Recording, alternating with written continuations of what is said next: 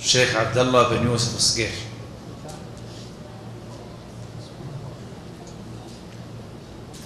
الشيخ سميح البشير.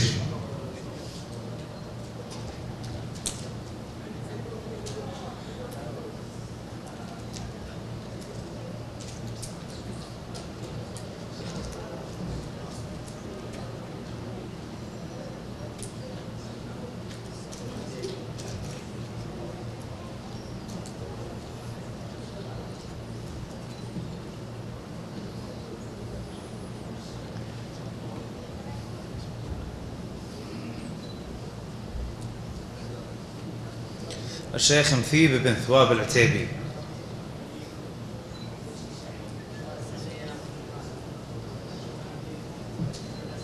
الشيخ ناصر بن عبد الله السبيعي.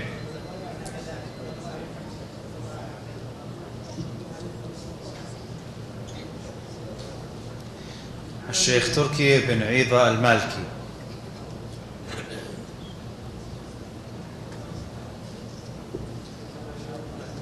قناة همة الفضائية.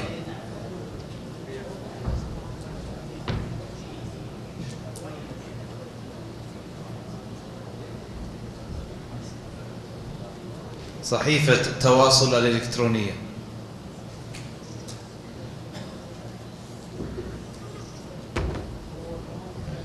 موقع عون لخدمات الإعارة.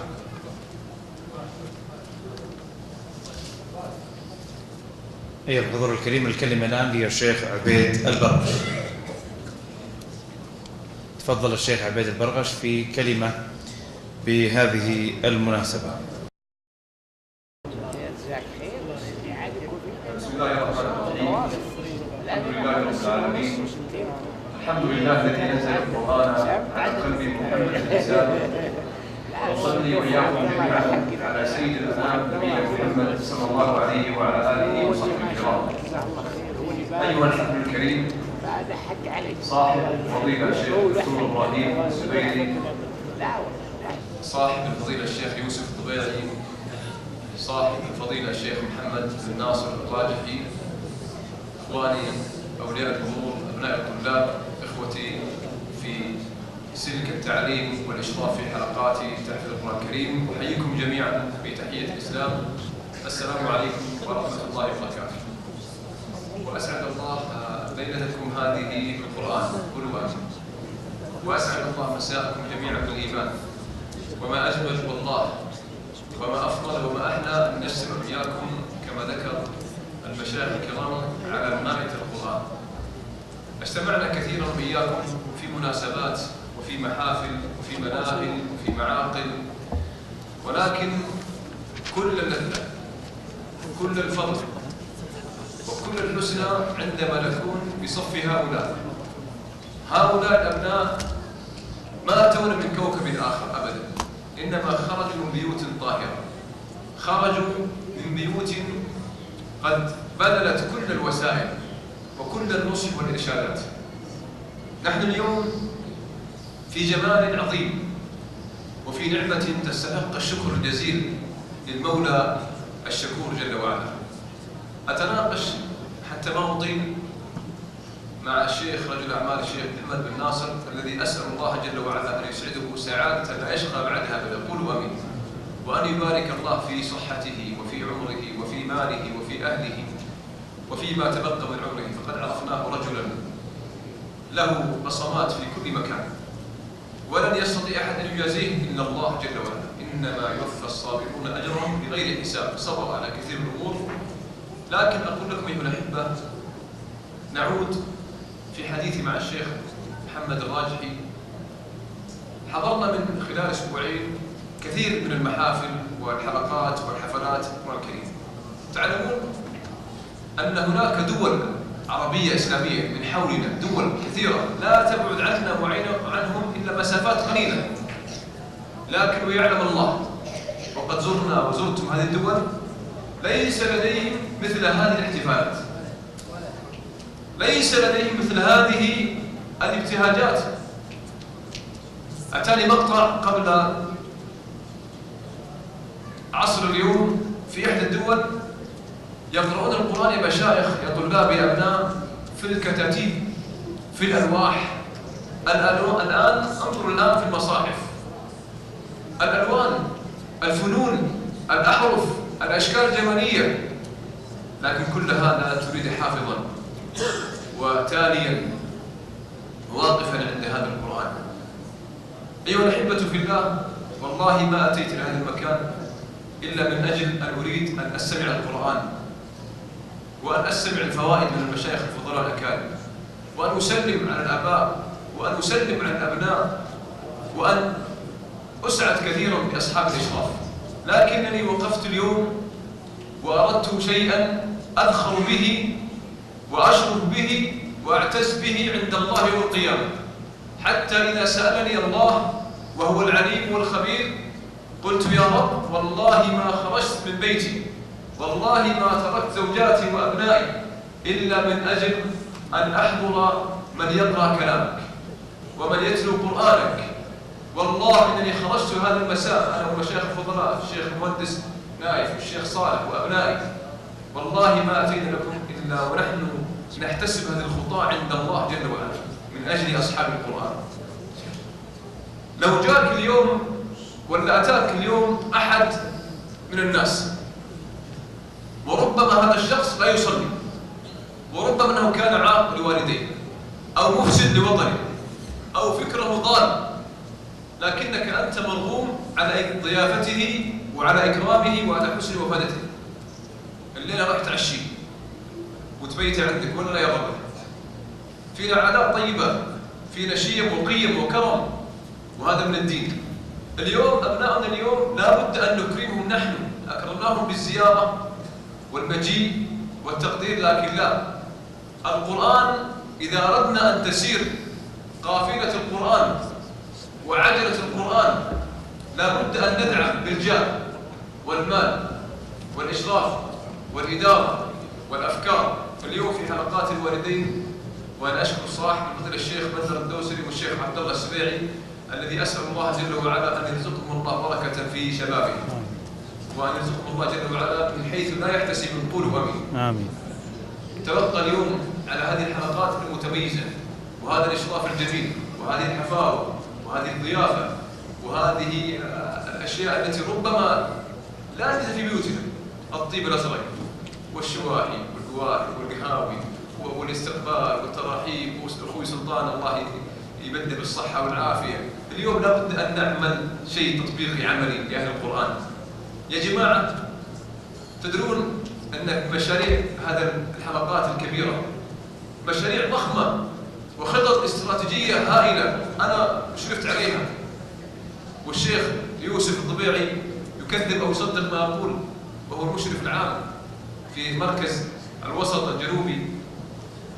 يا جماعة اليوم تبقى عندهم باص ترى ما يبنى على الملاهي ولا على المقاهي ولا على أماكن خلل الفجور، باص يحمل من بيته إلى المسجد من أجل القرآن، باص حافلة تحمله من هنا إلى مكة المكرمة. والله ما خطى خطوة الباص، ما لفت كفرة الباص إلا ولك أنت أجر مثل أجورهم وأعظم، لأن نبيك صلى الله عليه وسلم يقول الدال على الخير كماذا؟ أو كمن؟ كفاعل. السهم اليوم ب2000 ريال، قيمة تويس، قيمة بشت، قيمة ساعة، قيمة قلم، قيمة عشاء. 2000 ريال ما تستطيع أن تبذله، ابذل 100 ريال. فأسأل الله جل وعلا أن يحفظنا وأن يحفظ والديه. شكرا لأمهاتنا، شكرا لأمهات الأبطال، شكرا لأخواتنا الذين حفظوا القرآن، صبروا وأكلوا وطبخوا وفعلوا وغسلوا الثياب وكووا الشموع، فلهم الأجر بحوله وقوته. وصلى الله وسلم على نبينا محمد وعلى آله وصحبه وسلم. هذه 500 ريال لكل واحد. يستلون ما يستلون يا إخوان.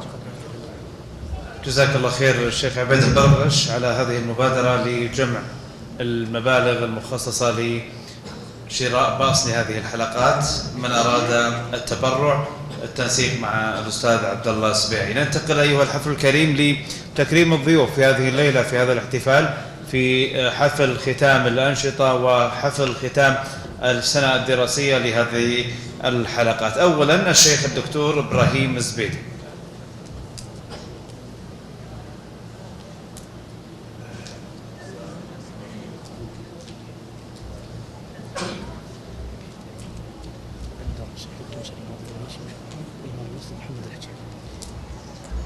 الشيخ عبيد البرغش.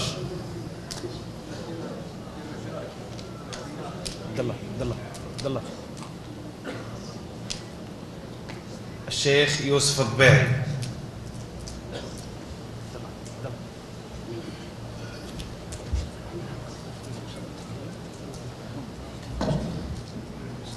الشيخ محمد بن سعد الحجيل إمام هذا المسجد.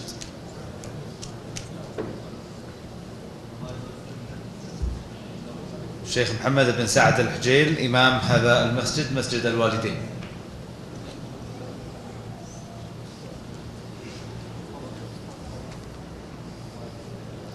الشيخ بندر بن سعيد الدوسري مؤذن هذا المسجد.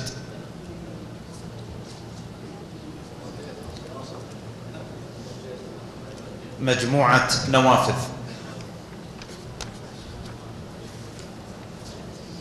ننتقل وياكم الآن لتكريم طلاب الحلقات.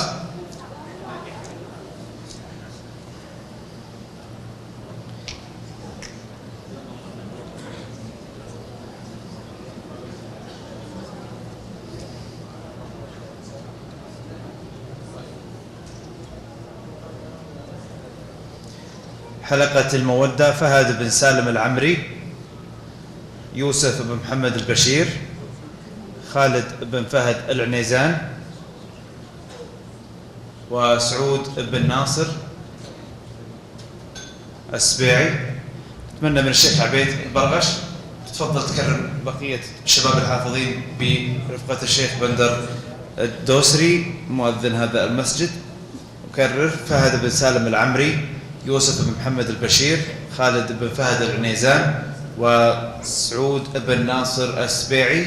هؤلاء طلاب حلقة المودة.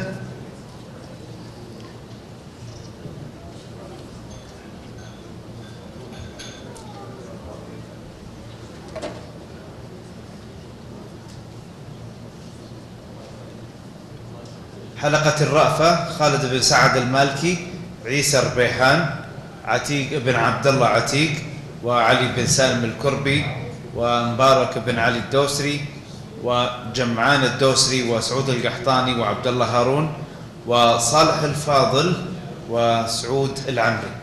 طلاب حلقة الرأفة.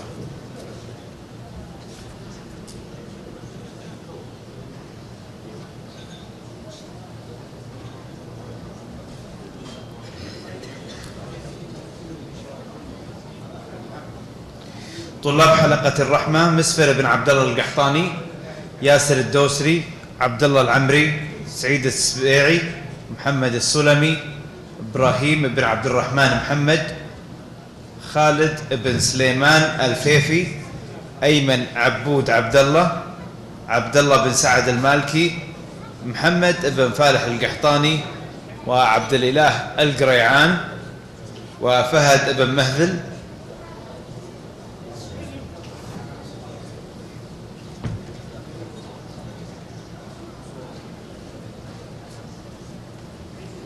وعبد الرحمن الحامضي، وأحمد الحامضي، وخالد الحامضي، وعبد الله معاوية.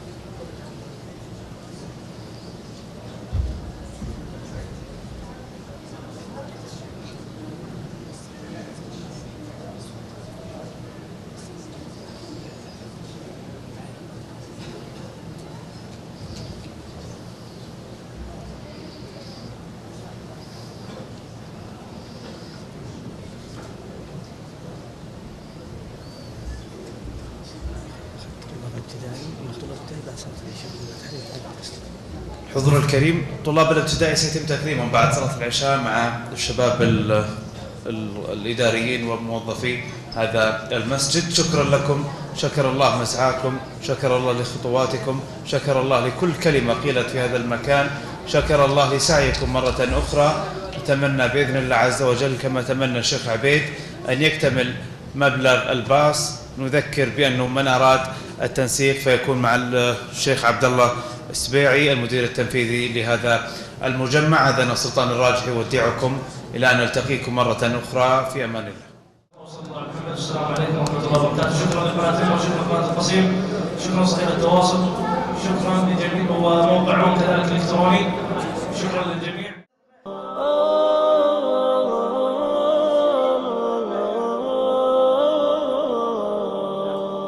يا حامل القرآن قد خصك الرحمن بالفضل والتيجان والروح والريحان. يا حامل القرآن قد خصك الرحمن بالفضل والتيجان والروح والريحان. يا دائم الترتيل للذكر والتنزيل، بشراك يوم رحيل ستفوز بالغفران. يا قارئ الآيات في الجمع والخلوات، تزهو بك السماوات.